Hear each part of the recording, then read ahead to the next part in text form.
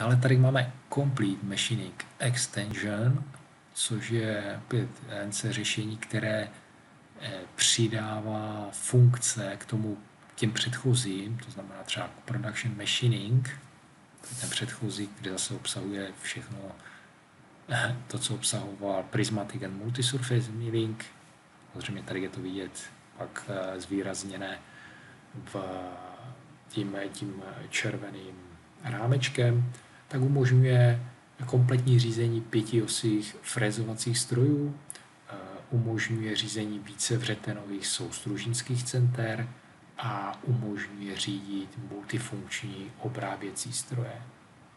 A zase, pokud se geometrie edituje, modifikuje, dochází ke změnám na té geometrii v rámci iterací, tak INC program se nám aktualizuje přímo v Creu.